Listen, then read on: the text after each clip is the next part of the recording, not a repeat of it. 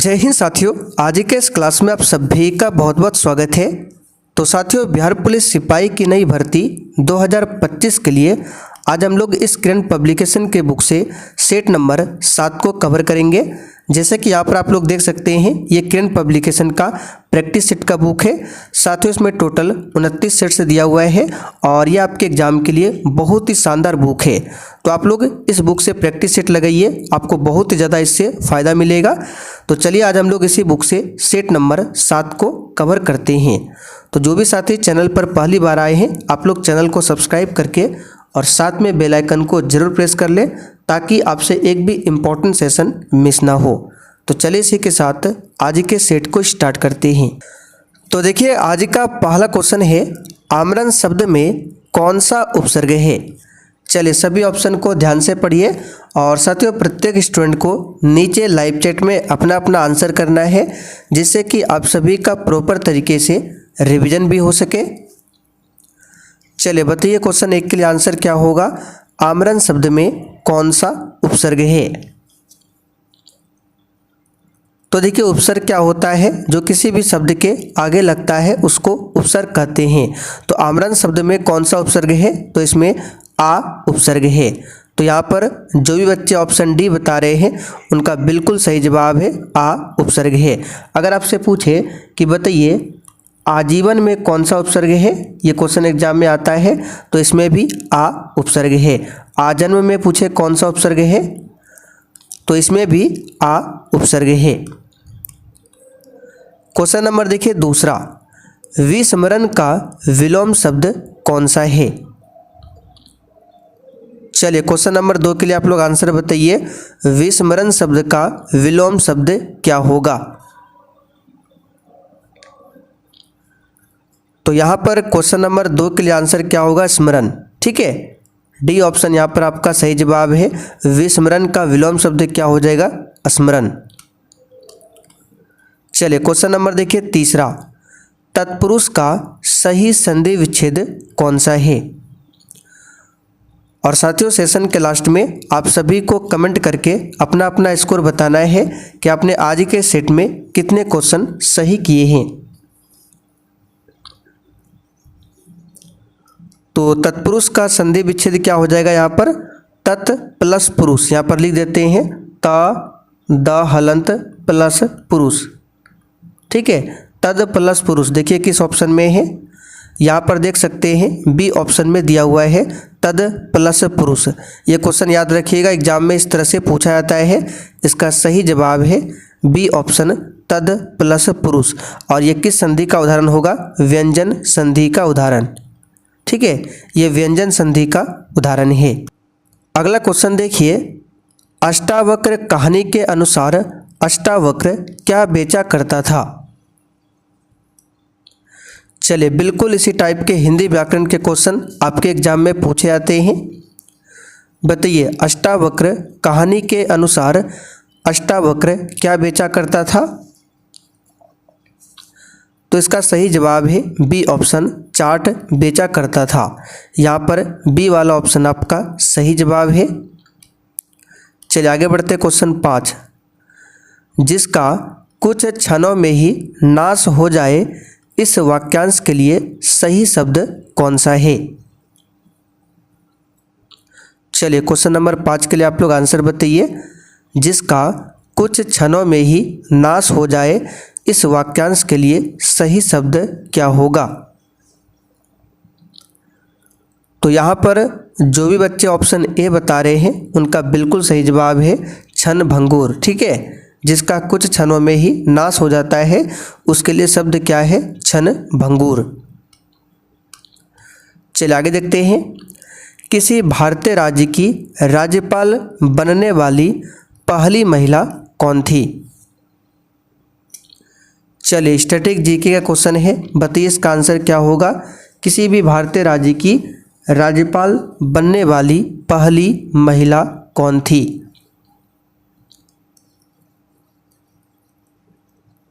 तो यहाँ पर इस क्वेश्चन का आंसर हो जाएगा सरोजिनी नायडू।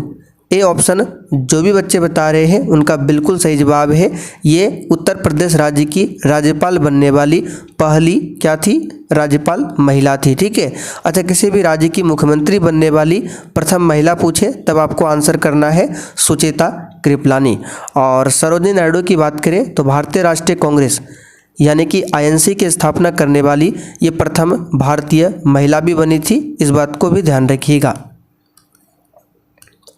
2011 जनगणना के अनुसार भारत का कौन सा जिला सबसे अधिक आबादी वाला जिला है?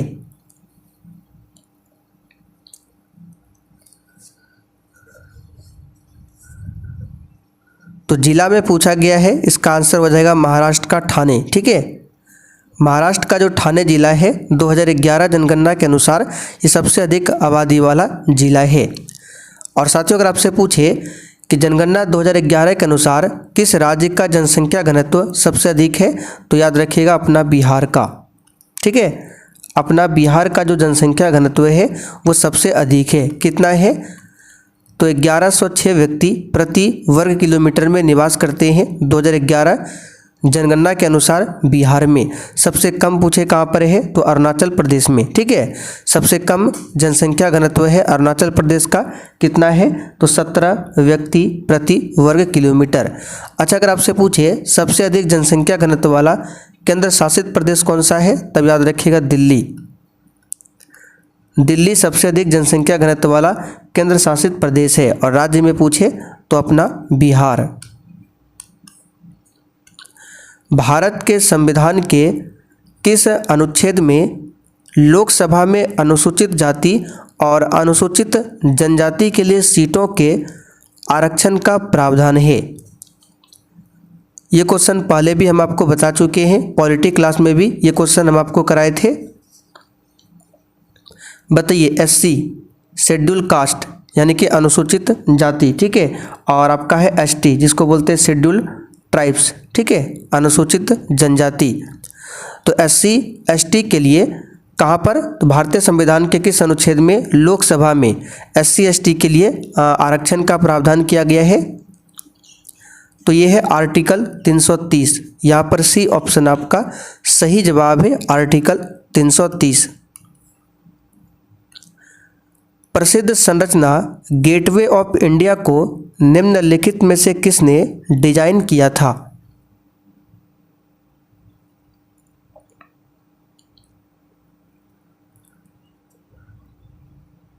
इसका सही जवाब है जॉर्ज विटेट। ठीक है, ब्रिटिश वास्तुकार थे जॉर्ज विटेट। इन्हीं के द्वारा गेटवे ऑफ इंडिया का डिजाइन किया गया था। आगे देखिए, पाकिस्तान के किस शहर को मुगलों का बाग या बागों का शहर कहा जाता है?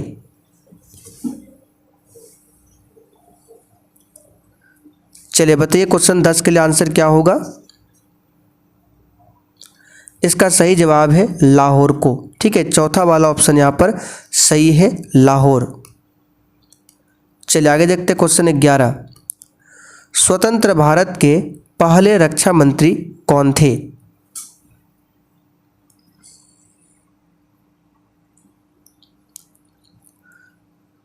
चलिए क्वेश्चन लगाइए फटाफट से। स्वतंत्र भारत के पहले रक्षा मंत्री कौन थे? चलिए बिल्कुल सही जवाब दिए हैं, सरदार बलदेव सिंह स्वतंत्र भारत के प्रथम कौन थे? रक्षा मंत्री थे, ध्यान रखिएगा। अच्छा, स्वतंत्र भारत के प्रथम कानून मंत्री कौन थे? मौलाना अबुल कलाम आज़ाद। ठीक है, भारत के प्रथम शिक्षा मंत्री कौन थे? मौलाना अबुल कलाम आज़ाद। ठीक है, और भारत के प्रथम कानून मंत्री पूछे कौन थे, तो डॉक्टर BR अम्बेडकर भारत के प्रथम कानून मंत्री थे। और शिक्षा मंत्री मौलाना अबुल कलाम आज़ाद। सरदार वल्लभ भाई पटेल की बात करें तो इनका जन्म कब हुआ था, आप लोग कमेंट करके बताइए। तो इन्हीं के जन्म दिवस पर 31 अक्टूबर को क्या मनाया जाता है? राष्ट्रीय एकता दिवस। आप लोग कमेंट करके बताइए जन्म कब हुआ था। डोगरी भाषा निम्नलिखित में से किस राज्य या फिर केंद्र शासित राज्य में मुख्य रूप से बोली जाती है?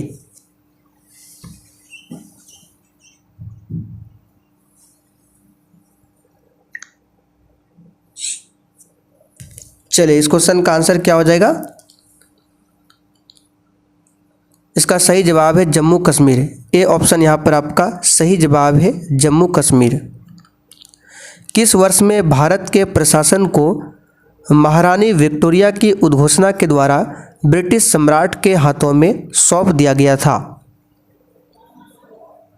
और साथियों बहुत ही जल्द बिहार पुलिस के बैच में आपका हिस्ट्री का भी क्लास स्टार्ट हो जाएगा फुल डिस्कशन के साथ में।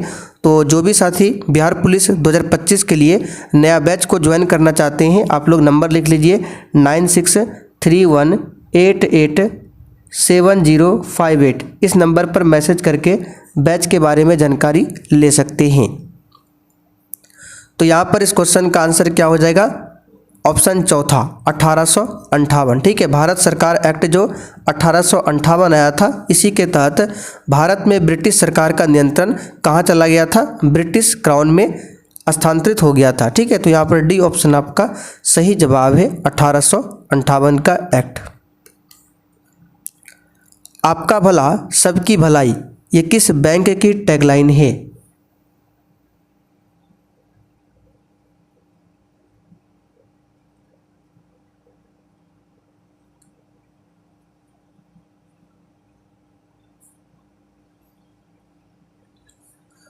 तो आपका भला सबकी भलाई, ये किस बैंक का टैगलाइन है? तो याद रखिएगा बंधन बैंक।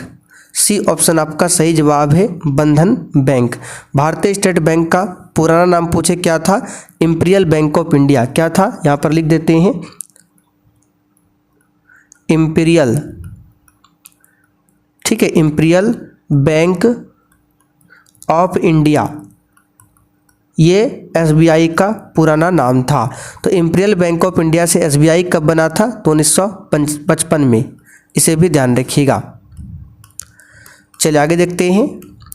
निम्न में से कौन भारतीय सम्राट को महमूद गजनी ने अपने प्रथम आक्रमण में 1001 ईस्वी में हराया था?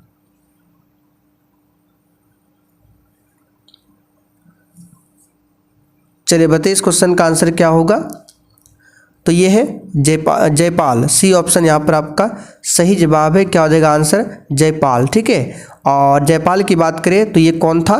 तो युद्ध जो हुआ था पेशावर का युद्ध, कब हुआ था? तो 1001 ईस्वी में हुआ था पेशावर का युद्ध। किसके किसके बीच में हुआ था? तो महमूद गजनी और जयपाल के बीच हुआ था ये युद्ध, जिसमें क्या होता है, जिसमें जयपाल का जो शाही सेना था उसकी हार हो जाती है। चलिए, धरती की सबसे कड़ी व ऊपर की सतह या सॉलिड क्रस्ट को क्या कहा जाता है? लगाइए इस क्वेश्चन का आंसर। धरती की सबसे कड़ी व ऊपर की सतह या सॉलिड क्रस्ट को क्या कहा जाता है? तो ये क्वेश्चन पहले भी करा चुके हैं, इसको कहते हैं लिथोस्फीयर। यहाँ पर बी ऑप्शन आपका सही आंसर है। चलिए आगे देखते हैं। निम्न में से कौन भारत के सबसे अधिक समय तक राष्ट्रपति रहे थे?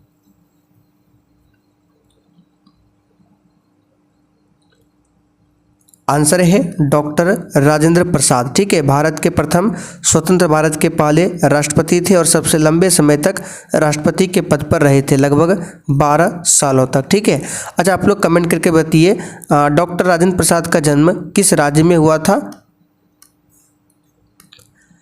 निम्नलिखित में से कौन सा मंदिर अपने स्थान के साथ सही ढंग से मेल खाता है?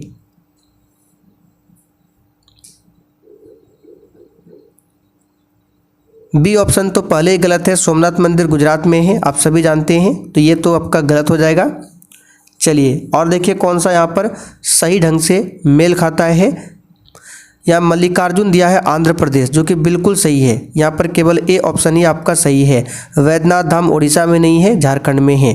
तो ऑप्शन ए केवल यहाँ पर क्या है, सही ढंग से ये मेल खाता है। ठीक है, चलिए आगे बढ़ते हैं। क्वेश्चन 19, अष्टमुदी झील निम्नलिखित में से किस राज्य में स्थित है?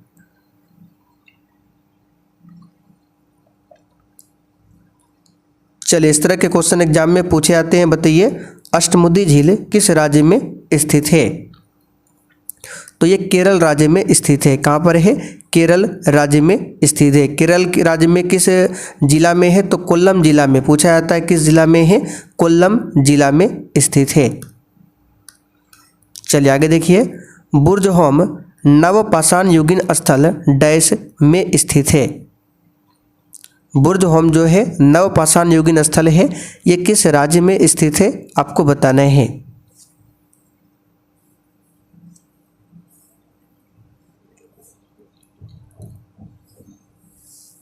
चलिए इसका सही जवाब है जम्मू कश्मीर केंद्र शासित प्रदेश में स्थित है बुर्ज होम, और ये क्या है? एक नवपाषाण युगीन स्थल है। चलिए जम्मू कश्मीर की बात करें तो यहाँ पर आपका क्या है? डल झील भी है। पूछा जाता है वुलर झील भी कहाँ पर है? जम्मू कश्मीर में। वुलर झील मीठे पानी की झील है। आगे देखिए, निम्नलिखित में से कौन सी नदी महाबलेश्वर से निकलती है?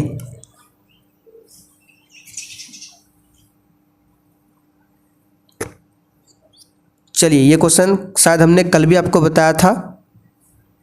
महाबलेश्वर से कौन सी नदी निकलती है?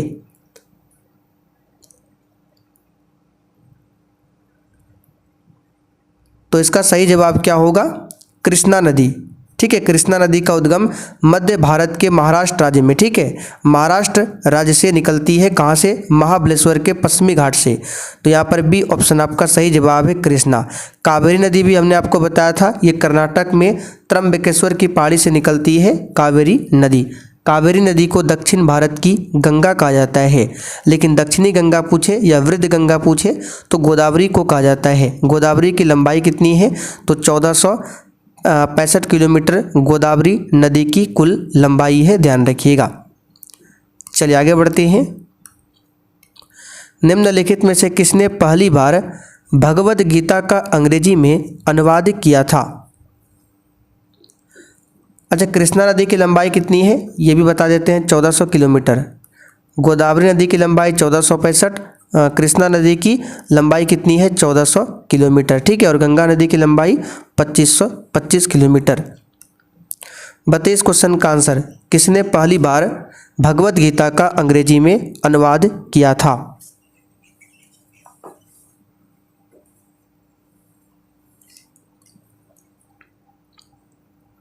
तो ये किया था सर चार्ल्स विल्किंस ने। यहाँ पर डी ऑप्शन आपका सही जवाब है, ध्यान रखिएगा। चलिए आगे देखते हैं। निम्नलिखित में से किस ब्रिटिश भारत का पहला वायसराय नियुक्त किया गया था? यानी किसे ब्रिटिश भारत का पहला वायसराय नियुक्त किया गया था?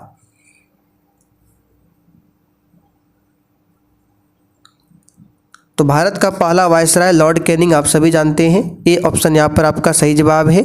इसी के समय में 1857 की क्रांति भी हुई थी, आप सभी जानते हैं, ठीक है। तो यहाँ पर आंसर क्या होगा? Lord Canning. अच्छा, भारत का अंतिम वायसराय पूछे कौन था? तो Mountbatten, Lord Mountbatten भारत का अंतिम वायसराय था।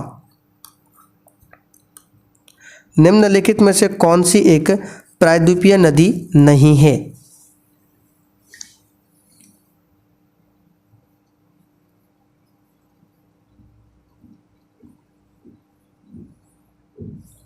चलिए बताइए, प्रायद्वीपीय का मतलब क्या होता है ये हम आपको बता चुके हैं। जैसे ये भारत का नीचे साइड का मैप है, तो भारत का जो नीचे साइड का मैप है ये प्रायद्वीपीय कहलाता है। क्यों? क्योंकि ये तीन ओर से पानी से घिरा है। तो जो क्षेत्र तीन ओर से पानी से घिरा हो वो प्रायद्वीपीय कहलाता है। जैसे कि आपका इधर अरब सागर, इधर बंगाल खाड़ी, नीचे हिंद महासागर, ठीक है। तो ये पूरा एरिया तीनों ओर पानी से घिरा है, तो ये प्रायद्वीपीय भारत है। तो कौन सी नदी है जो प्रायद्वीपीय भारत से नहीं निकलती है आपको बताना है। तो प्रायद्वीपीय भारत की नदियाँ जैसे आपका महानदी हो गया, ठीक है, ये प्रायद्वीपीय भारत की नदी है। गोदावरी भी हो गया, गोदावरी, कृष्णा, कावेरी, नर्मदा, ताप्ती, ठीक है, ये सभी क्या है आपका प्रायद्वीपीय भारत की नदियाँ हैं। जबकि अलकनंदा ऊपर हो जाएगा उत्तर भारत में, तो ये आपका प्रायद्वीपीय भारत की नदियाँ नहीं है। भारतीय संविधान के निम्नलिखित में से कौन सा अनुच्छेद भारत के राष्ट्रपति के चुनाव से संबंधित है?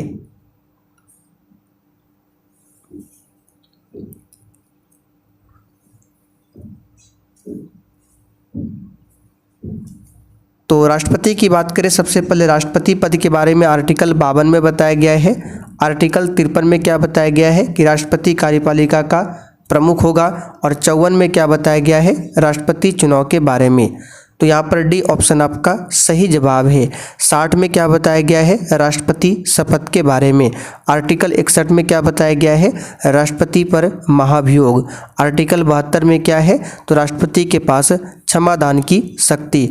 आर्टिकल 123 में क्या है तो राष्ट्रपति अध्यादेश जारी कर सकता है आर्टिकल 123 के अंतर्गत।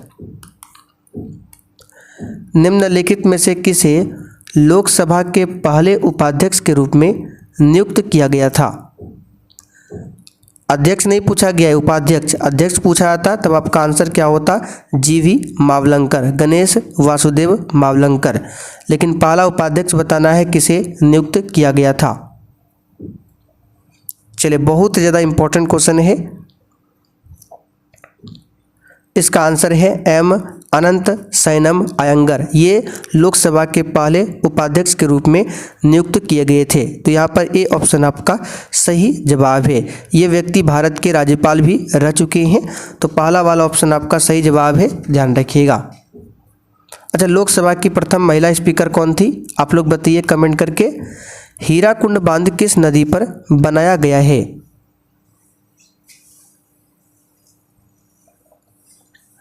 तो ये क्वेश्चन सिंपल है, ये महानदी पर बनाया गया है उड़ीसा में। ठीक है, चलिए आगे देखते हैं। रतौंधी विटामिन की कमी के कारण होता है, यानी किस विटामिन की कमी के कारण।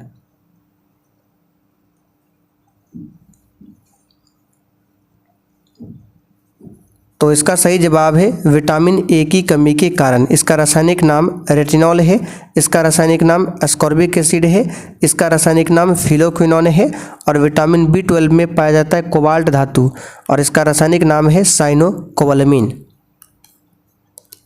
सूर्य का लगभग 70% भाग निम्नलिखित में से किससे बना है।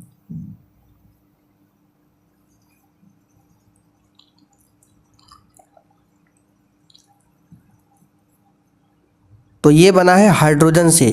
ठीक है, सूर्य में मुख्य रूप से दो गैसें होता है, एक हाइड्रोजन दूसरा हीलियम। सबसे अधिक है हाइड्रोजन। ठीक है, यहाँ पर ए ऑप्शन आपका सही जवाब है। हीलियम लगभग 28% के आसपास है, और इसमें बाकी अन्य गैसें हैं जैसे नाइट्रोजन, ऑक्सीजन। ठीक है, अन्य गैसें हैं। और सूर्य जो है नाभिकीय संलयन के सिद्धांत पर काम करता है। कैसा नाभिकीय संलयन, तो अनियंत्रित नाभिकीय संलयन। कोशिका के में डीएनए प्रमुख रूप से जमा होता है, यानी कोशिका के डैश में डीएनए प्रमुख रूप से जमा होता है। यहाँ पर खाली स्थान है के और में के बीच में।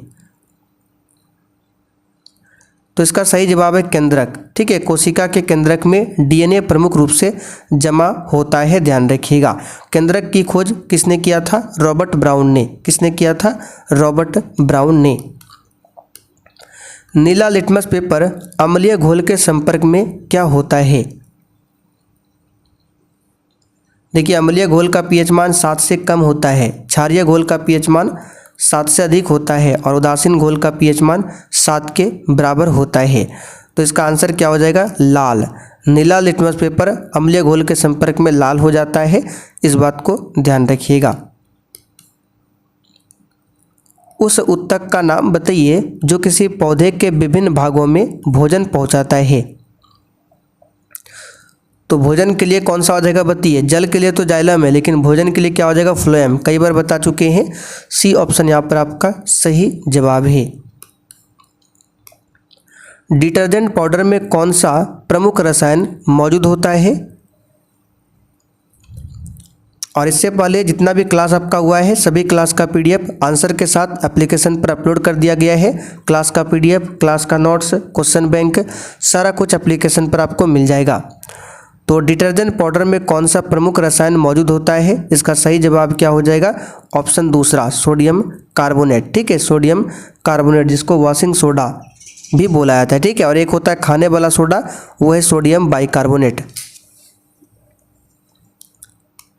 चलिए आगे देखते हैं। रक्तचाप को मापने के लिए किस उपकरण का उपयोग होता है।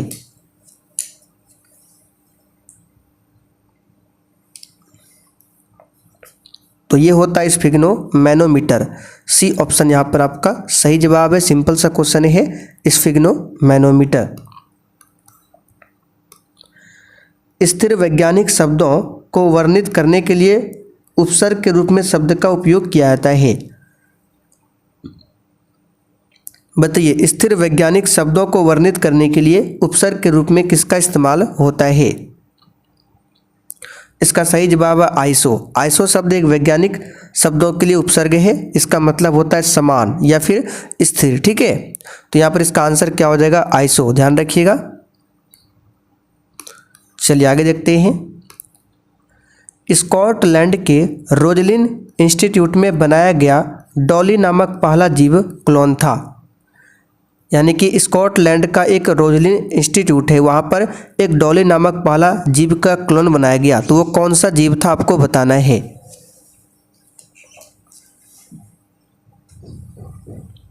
तो इसका सही जवाब क्या हो जाएगा? कौन सा जीव था? ये था भेड़। भेड़ का क्लोन बनाया गया डॉली नाम से। घातक जहर साइनाइड का रासायनिक नाम क्या है?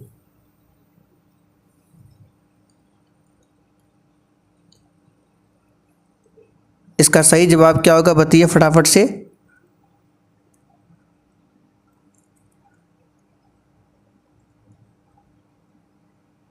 इसका सही जवाब है फ्रूसिक एसिड। ठीक है, घातक जहर है साइनाइड, इसका रासायनिक नाम होता है फ्रूसिक एसिड। इसको याद रखिएगा। Nitric acid, hydrochloric acid, sulphuric acid, ये क्या है? ये तीनों प्रबल अम्ल का उदाहरण है। मानव शरीर के किस अंग को शरीर का रासायनिक कारखाना कहा जाता है?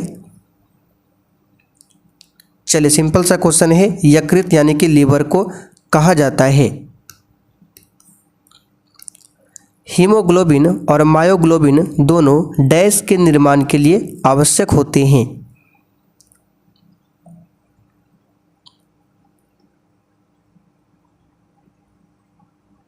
चलिए इसका सही जवाब है आयरन। सी ऑप्शन यहाँ पर आपका सही जवाब है।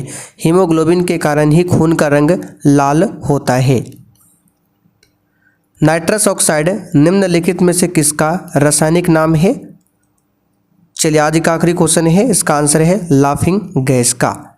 तो चलिए साथियों, सेट आपका यहीं पर कंप्लीट होता है। अब आप लोग कमेंट करके बता दीजिए आज के सेट में आपने कितने क्वेश्चन सही किए हैं। और फिर से रिपीट कर देते हैं, आपका बिहार पुलिस का बैच स्टार्ट है, उसमें आपका सब्जेक्ट वाइज क्लास भी चल रहा है और आपका उसमें एक मिक्स प्रैक्टिस सेट भी स्टार्ट हुआ है, जिसमें जीके, साइंस, मैथ्स और हिंदी व्याकरण के क्वेश्चन कराए जाते हैं। तो आप लोग कर सकते हैं रात 8 बजे और शाम में 7:30 बजे। नंबर लिखा देते हैं फिर से 9631887058 और एप्लीकेशन का लिंक आपको डिस्क्रिप्शन बॉक्स में मिल जाएगा, या फिर बता देते हैं सक्सेस SUCCS। ठीक है, SUCCESS सक्सेस वर्ल्ड MCQ, ये आपको टाइप करना है प्ले स्टोर पर, वहाँ पर आपको एप्लीकेशन मिल जाएगा, जाकर इंस्टॉल कर लीजिए।